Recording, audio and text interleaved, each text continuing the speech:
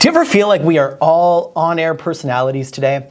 Whether it's doing a Facebook Live to talk to your friends, family, or audience, whether it's producing videos to send to clients, or any other reason that you need to speak into that little blinking light and send a message.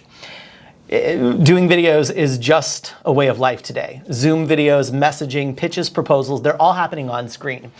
But how do you do it right? There's a bunch of different ways we could think about giving a presentation, a pitch, a proposal. And so often, it just goes back to these elementary ideas that we never really challenged or questioned. We try to memorize our scripts. We try to memorize all of the things we want to say. And then we show up on camera and we feel like a high school drama student trying to memorize the script.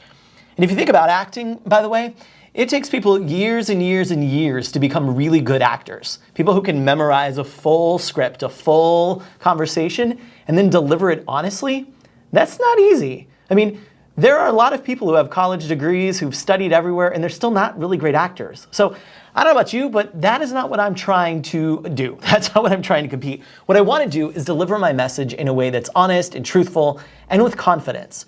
And so how do you memorize, how do you think through and plan your talks? So maybe you're the high school drama student. Maybe you're the Rambler, who you have a couple of ideas and you get on and then you go all over the place. And pretty soon you see people dropping off the call, starting to roll their eyes, tuning out, or turning off your videos. Maybe you are the librarian and you plan out every word you're going to say and you read it word for word for word. What you realize is that while you're reading it word for word, you're not connecting with the people on the other side of the lens.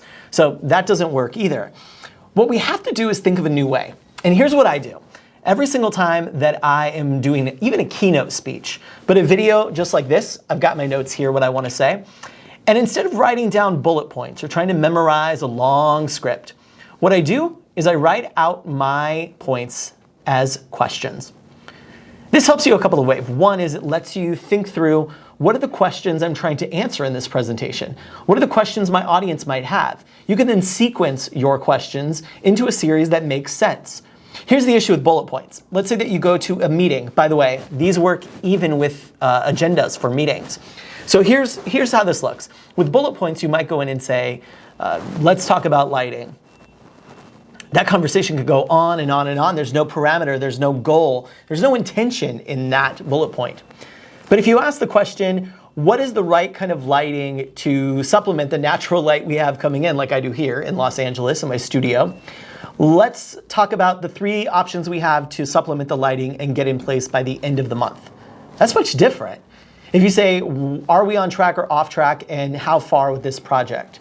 If you're coming on a video like this, you might have your questions here of, why are videos so bad in the first place? I addressed that already. What are the personas of people when they go on camera? I said that already. Those are the questions I've written down here. So instead of bullet points, where I can talk all over the place, I've asked questions in my agenda.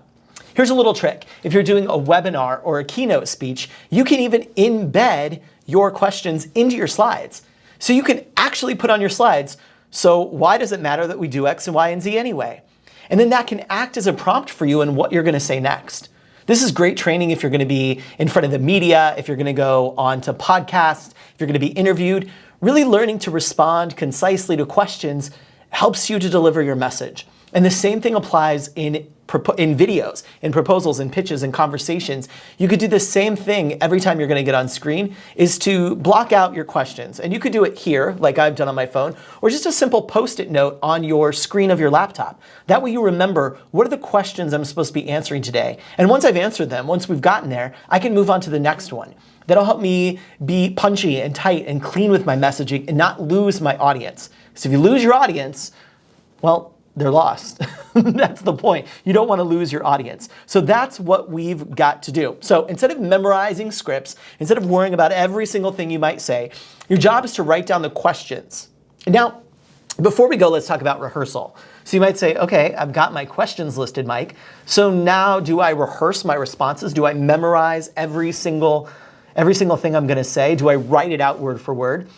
If you're giving a huge, big keynote or you're memorizing to be in a performance of Hamilton, then sure, absolutely memorize every single line. If you've got a TEDx talk that you have to deliver in 10 minutes flat, memorize it word for word. But for most of the presentations we're giving, your list of questions is enough. So here's how you rehearse. You take your list of questions on your Post-it note or on your screen here that you've got. You take all your Post-it notes and you practice out loud how you would actually respond. Maybe you ask someone else on your team or someone else you work with, someone in your household, to ask you the questions. And then you respond and you listen back. Maybe you record it on your phone. I typically do this. I'll do this with clients as well, where I'll ask the questions and then we'll listen to the recording and say, how do we tighten it up? How do we clean that up? And that's how they learn to rehearse. And they get it down so it's almost like a bit. It's like a set piece that they have. And anytime that question comes up, whether it's on stage, whether it's during a Q&A, whether it's on screen, whether it's in a podcast, they have a nice, tight, clean answer they know works. This helps to also practice the stories you want to use to help prove your points.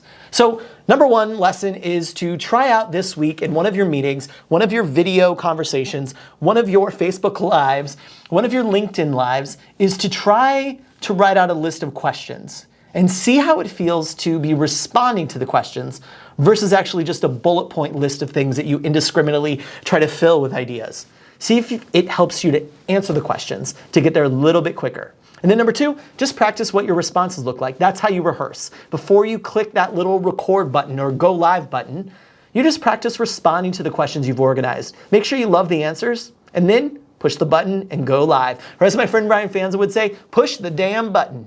All right, I hope this was helpful. Let me know in the comments below, how do you normally prep? What's your normal style of prepping for a talk? And do you think that asking these questions would be helpful? Let me know below. I'd love to see what you're cooking up.